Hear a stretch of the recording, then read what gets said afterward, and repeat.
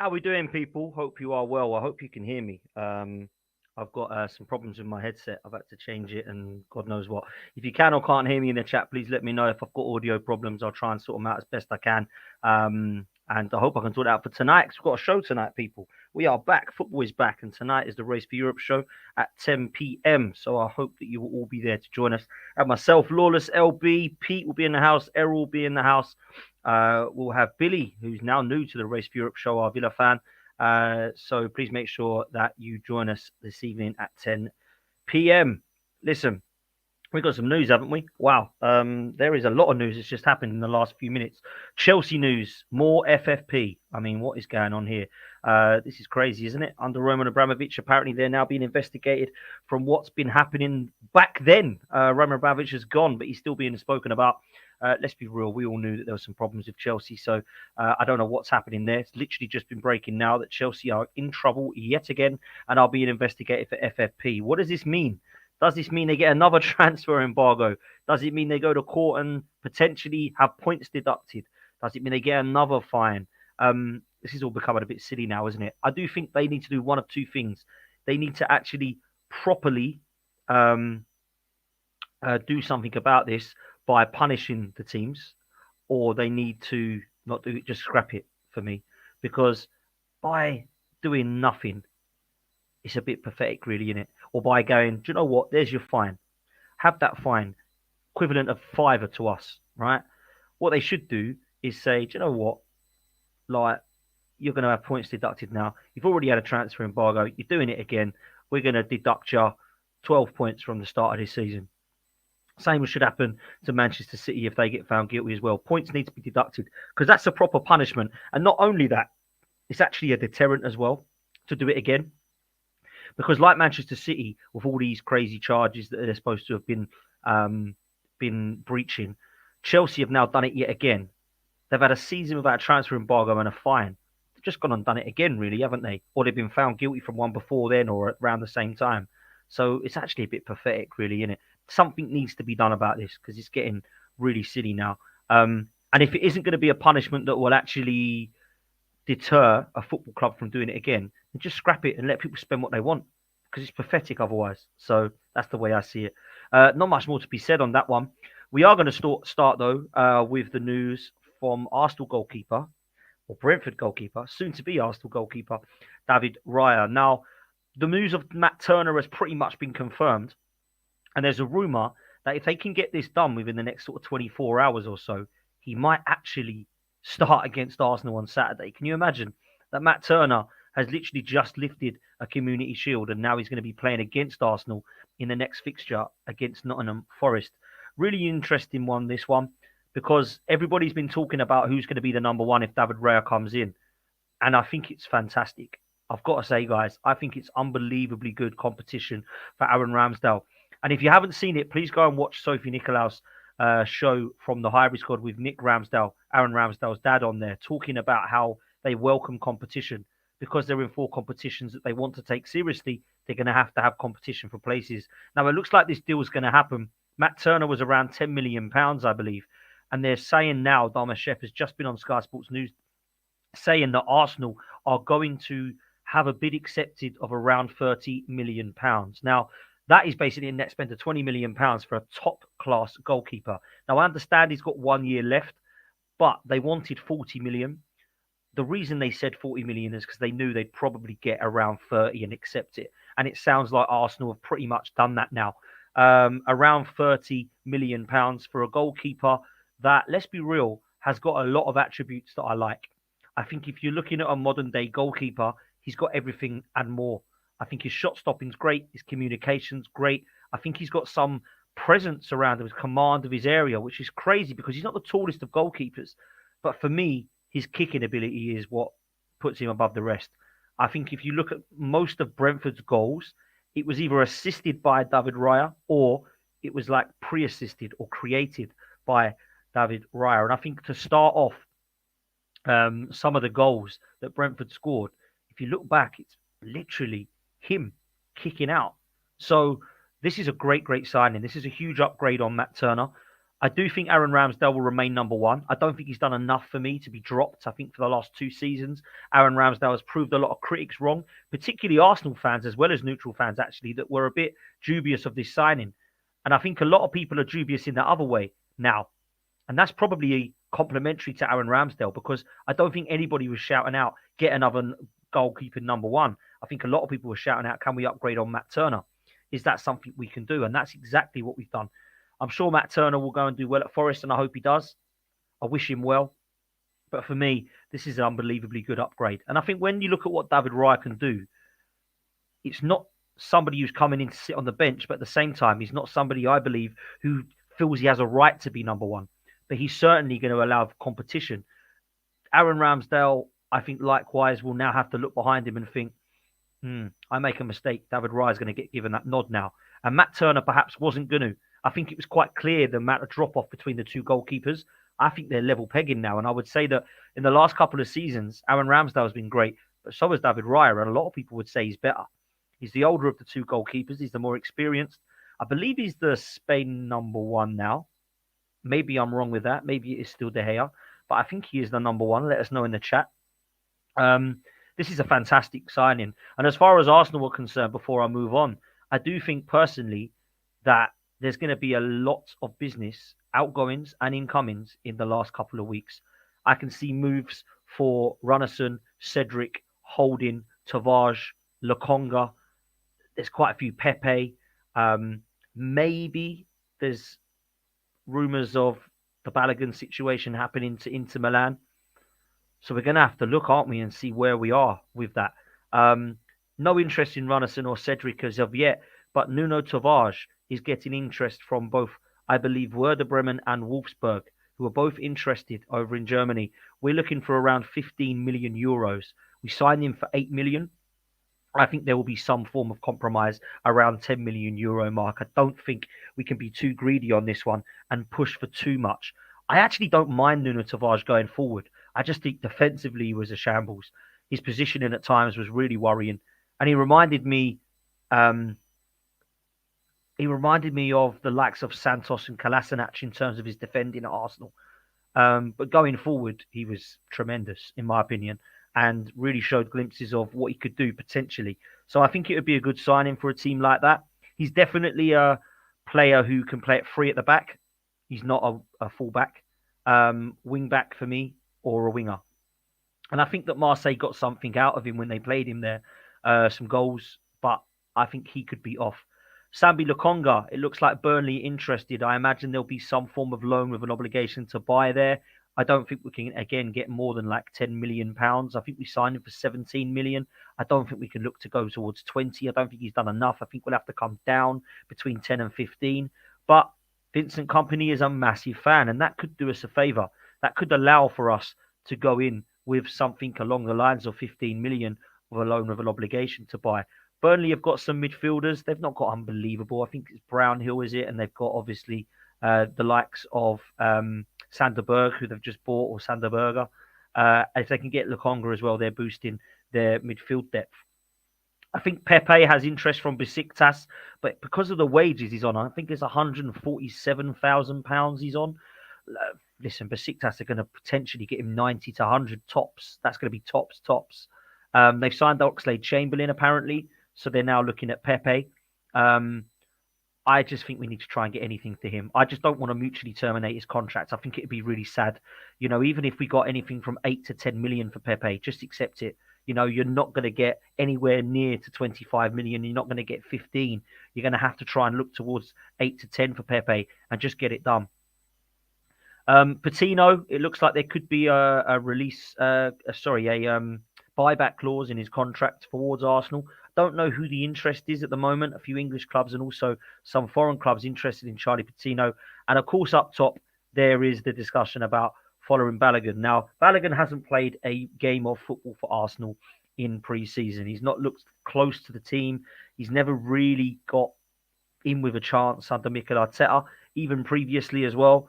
Loan moves to Middlesbrough, which didn't really work out for him, but also the loan move to Reims, which did work out and got 22 goals. Now, I think with Balogun, we're looking at 50 million. I do not see us getting that because the teams that want him don't have a lot of money. Inter Milan are a club that are interested, but I think they want to pay closer to 35. If it got to a stage, I mean, we're in no rush to sell Balogun, by the way, because it doesn't look like we're going to buy a centre forward. I think we need one. I really do.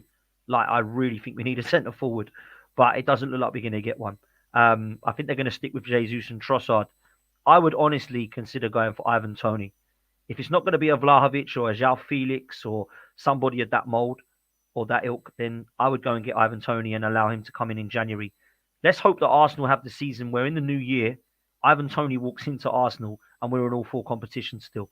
And everybody looks and goes, okay, that's added some serious strength. That's why I would go for him. I don't think it's going to happen. I don't believe that Arteta's linked with him or wants him, but I really think we should go for him, man, because I think for me, a Caicedo and an Ivan Toney along with David Raya, that wins us the league. And I'm not even joking. I think Man City will look at that and go, I think they're going to win it. I think they're going to win it because we've got everything there. We've got everything then. You know, there's no excuses. So that's the way I see it. Listen, people, before we move on from Arsenal, I want to ask a favour. I am literally about 99 subscribers away from reaching 11k. Please hit the subscribe button because it'll be amazing if I could hit that tonight between this show and the Race for Europe show this evening at 10 p.m. So that'll be fantastic. If you could make sure you leave a like on this video as well, that would be fantastic because that seriously helps. If you do want to join as a member, of course you can do. Hit like, hit subscribe, join as a member, and we go from there. That would be amazing, people. That would be superb, and that would really make my day. Let's move, shall we? Because Bayern Munich have bid 110 million, or preparing to bid 110 million for Harry Kane, which works out at just under 97 million pounds. Now, I don't know if that's going to be enough for Tottenham to be tempted, or for, should I rephrase that, Levy to be tempted. But surely that's got to be close to enough, hasn't it? I mean, from both areas, Tottenham will either be thinking, let's just accept it, or can we push them to another couple to hit 100 million pounds? But 110 million euros, we are seriously looking at a good deal there. That is not a bad deal. You can't be insulted by that if you're Spurs. He's 30 years old. He's got 1 year left on his contract, and it's coming close as he can to 100 million. Tottenham needs to accept this now, and they need to go and spend that money wisely. Harry Kane has said that he wants it because of his young family. He wants it to be sorted before the first game of the season. It doesn't look like that's going to happen at this stage because Bayern Munich are only preparing this bid. And by the time it goes in and the negotiations take place, I think he will be lining up at the first game of the season. And if you had to ask me now, I honestly still think he'll stay. I just think he'll stay at Tottenham. I just think it's always been the case with him that he's probably always going to stay there. My problem is with Harry Kane. Is he actually going to get to a stage where he just gives up and goes, I'm just going to stay here now? Will he sign a new contract and just accept that that's where he's at? That's his club. I think he's got to go with Bayern Munich. I think he just has to go. He really does. I just think he'll be guaranteed trophies, something that he so desperately needs. Something that he should want more than Alan Shearer's record. Let's be real. It'd be a fantastic achievement for him to get the top goal scorer in the Premier League ever. But he needs to stay at Tottenham for more than 2 seasons, in my opinion, if he wants to guarantee smashing that record. And I don't think he's going to do that even if he stays for this one final year. Bayern Munich, what's he guaranteed? Well, he's guaranteed the Bundesliga because for 11 years running they've won that. He's guaranteed the domestic German Cup because they're the best league over there. And the best team over there, sorry. Champions League, do you know what? Bayern Munich with Harry Kane, they've got a chance of winning that as well. Let's be real. They actually really have. So I think that it would be a fantastic move for Bayern Munich and Kane and all parties involved. Tottenham get a lot of money. They can go and spend it wisely. They can get a new replacement striker in that they believe is going to get them maybe towards half of what Harry Kane got them. Maybe somebody like Jonathan David, let's say, for example, could go over to Tottenham and do quite well. They can go and sort another centre-half out, which is what they need, clearly. I don't know who. Maybe Boda Kochap, maybe Max Kilman, maybe they want Tapsoba. I don't know. But Tottenham can go and spend that money wisely. And Ange Postecoglou, I think, has a new manager coming in at Spurs, must just want that done. He must do. So there's that. Tottenham as well have signed the new Argentinian striker. Don't even get me to try and say it. I don't know who he is. But obviously he's a player that's come in now and compete for places. Tottenham have actually not got a bad starting 11. It's not horrendous. Vicario's an upgrade on Lloris because Lloris was done and dusted, right? They've got a handful of right backs. None of them I really rate. Porro's probably their best option going forward. Emerson Royale's their best option one-on-one defending. And then they've got Jed Spence, who apparently today is being rumoured of leaving a few foreign clubs, but I also think a few Premier League clubs would be looking at this guy. At left back, they've got Adoji, who's just come back from Udinese, who was a Conte signing. And then they've got Romero and now Van der Ven playing as a back four, in my opinion, which will be a back four. They have obviously got Eric Dyer and the other ones that I just don't rate if they wanted to go with a back three. But I think they'll play over four. Then their first starting midfield is Bissouma, Bentancur, and Maddison. That's a very, very good midfield. And then they've got a front three without Kane, if he does go, of Richarlison, Son, and Kulusevski. Now, for me, that's not a terrible first 11, but the squad depth is so poor. It's like paper thin. Now, they might be all right with one game a week, but the moment they get injuries, they're going to be screwed. And I do think that Tottenham, even with Harry Kane, would be struggling for top six.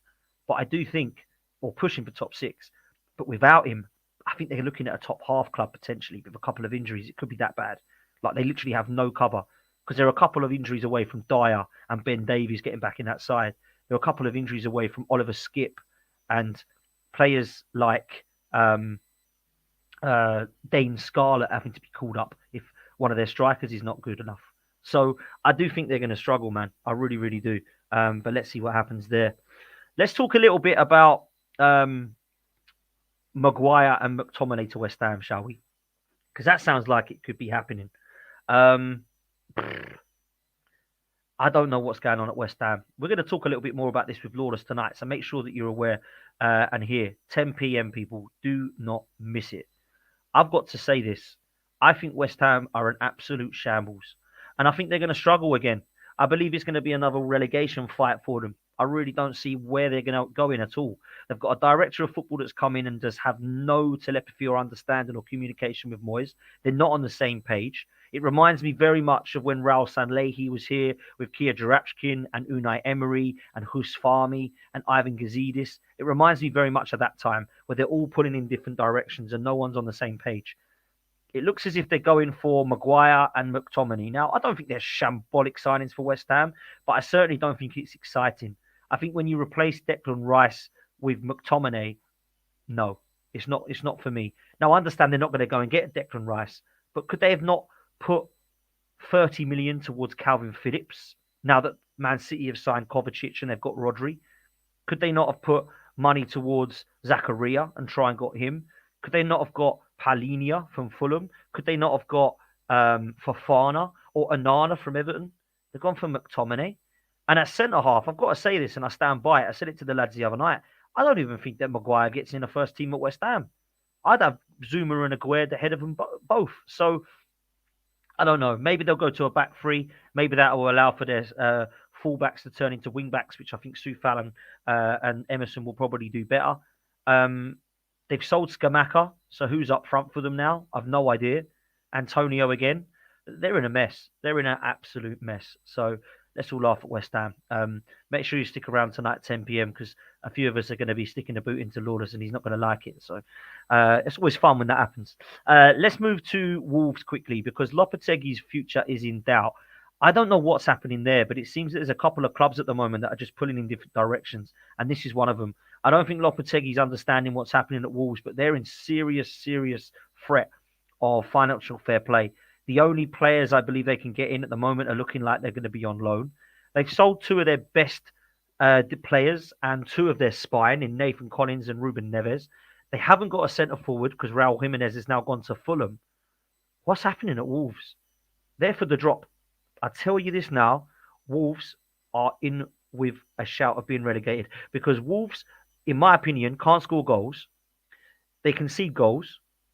But I honestly believe as well that getting rid of Lopetegui, who was a guy who could get you 1-0 wins, is stupid. They are talking about Gary O'Neill coming in. Now, I thought Gary O'Neill did an unbelievably good job at Bournemouth, but when you speak to the Bournemouth fans, they wanted him to go because they thought they could do better. And if Wolves are going to look to compete around that area with Bournemouth and get their old manager who they sacked, Wolves are in trouble. Now, having said that, I do think that Bournemouth, Sheffield United and Luton will all struggle this season and be in and around that relegation zone with Wolves. But I honestly don't know where Wolves go here long term because it looks really, really messy. And Lopetegui, I think, is going to be mutually terminated his contract. It's all over Sky Sports News that they're in talks for that to happen. It looks like there's no future for him there. He doesn't see a vision at Wolves because there's no money to spend. They have no players. They have no replacements from the players they've lost. They got a lot of money for Neves, but they look like they can't spend a lot of it. Nathan Collins, likewise. I think they probably made about 60 or 70 million out of those two, and they can't spend the money. I don't get it. I really don't. And I think the only thing that can save them is some business from the people that are there over in Portugal that have that link to try and get some of the young players involved because it looks really poor at the moment. Wolves have spent a lot of money and they look like they're in the mud at the moment. Interesting. Very, very interesting. Listen, quickly put some questions in because I'd like to take your questions on this one. We're going to do some predictions tonight, so I'm not going to go into the top half. We're going to do some predictions towards tomorrow night's show as well and Thursday night's show, which is all going to be around relegation, where people see their teams, who fancies a cup run, who fancies top four, top six, and of course the title race. Before I do that, the one I wanted to mention was Livramento because he has gone to Newcastle today. Where's he playing? Because I like this kid. I think he's very good. I believe he's a right back. I don't think he can play centre back. Maybe he can play left back. Is he going to come in at left back ahead of Dan Burn? Or is he going to just be back up to Trippier? Because he's a lot of money. From what I can work out, he's like £32 million, someone said. So is he going to come and sit on the bench? Because he's not getting ahead of Trippier, is he? Trippier was probably one of the best right backs in the league. So are they going to play these two as full-backs? You know, Chaitanya, big up Chaitanya. He's saying, great point. Left back, Trippier can play. Can they both play right back and left back? Across the pond is saying that LB and RB, left back and right back. If he can play there, this is a very good signing for Newcastle. Very good. I really liked him when I saw him at Southampton. Another one that Chelsea have let go. I mean, you look at the players Chelsea have let go at the back. It's actually quite embarrassing. Like, they have actually got no defenders. They've had to go and buy the likes of Fofana for 90 million. They've had to get Thiago Silva at 39 this season, still playing for them. They've had to go and get the likes of Badiashile, Koulibaly. They've let go Nathan Ake. They've let go Mark Guehi. They've let go Tariq Lamptey. They've let go Livramento. This is unbelievable, isn't it? Like, have they not got some centre halves there they could have looked at and thought, do you know what? Tomori is another one. It's a madness, absolute madness. So, yeah, really interesting for me to see this one with Newcastle. And Newcastle have actually done some smart business. Tonali's a good signing. Livramento's a good signing. I do think that Harvey Barnes will do well. I really do. And I think if you look at Newcastle's squad now, it's starting to have a little bit of strength and depth, isn't it? Because they've got Isak and they've got Callum Wilson, so there's goals there. They've got Miggy Almiron. They've got, what's his name? They've just said Harvey Barnes. They've got Anthony Gordon. In midfield, yeah, Willock is their backup, but they have got now Tonali, Bruno Guimaraes, and Joe Linton. At the back, I think they're sorted, but they're looking at another centre-back from what I hear to upgrade on Fabian Schär, who will then be their backup, who I thought was brilliant last season, alongside Botman, who I think is class. We've just spoken about Livramento and Trippier, and they've obviously got Dan Burn. Yeah, Newcastle were looking all right, you know. And I was listening to the overlap today, and it was interesting because they were talking about, I think that Newcastle will probably go outside of the top six. I think people are sleeping on that. I really do. I don't see Newcastle adding Champions League and then ruining their season. I just don't. I don't think their squad is that poor to just completely collapse and crumble. And I've got Newcastle at the moment still in my top four, you know. I really have. I think they are. I think Manchester United and Chelsea, I think, will finish out below Newcastle at the moment. Because I don't think United and Chelsea have done enough. And people will say, Chelsea look brilliant. Now they've got Poch one game a week. I don't even know what their first 11 is, let alone their strength in depth. Manchester United, they've got no strength in depth. None whatsoever. They're an injury away from Casemiro from putting who? Mount. They're an injury away at defence from Lindelof or Maguire coming back in.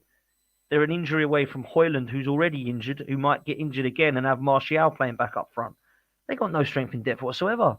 None. They still need loads more.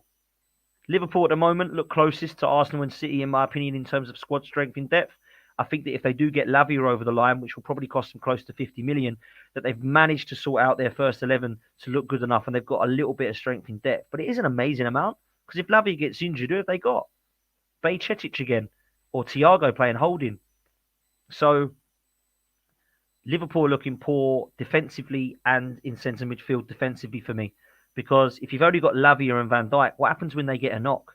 What happens? Because they've got 4 competitions. They're favourites for me to win the Europa League because of what they are like in Europe, but they don't look outstanding. So yeah, man, it's going to be really, really key for me to see who's in and around that. Going to be interesting for sure. Listen, guys, we're going to wrap it up there. I wanted to do a quick and short stream today just for the pure fact that we've got the program tonight, the show tonight at 10 p.m. Do me a favor, make sure you join us tonight at 10 p.m. because that's going to be an absolutely lit panel. The panel is going to be so good, man. I can't even lie to you how good it is. We've literally got these guys on at Tuesday 10 p.m. every single week. These guys are so good at what they do. They represent their club so well. You've got Errol from Liverpool. You've got Pete from Newcastle, Dan United, Dan Lawless, LB, myself, and Billy from Aston Villa, all coming tonight at 10 p.m. So make sure that you're there for that one. Make sure you leave a like on this video. Make sure you subscribe, people, because I'm literally only 90 away from 11K. We're not even at 100 likes, so please make sure that you do that as you leave, because we're only at around about 75 likes or so. That's poor, man, because there's like 250 of you still watching. So make sure you do me a favor and like this video as you leave and subscribe and get me as close as you can. Who will be the 11K? Who will be the one that hits 11K for me, people? Let's make sure that we do that. And if you want to join as a member, you can now join as a member by clicking on join. Guys, it's been an absolute pleasure as always. I hope you have enjoyed the show. And we'll be back tonight at 10 p.m. So please make sure you're there, yeah? Don't miss it. Peace.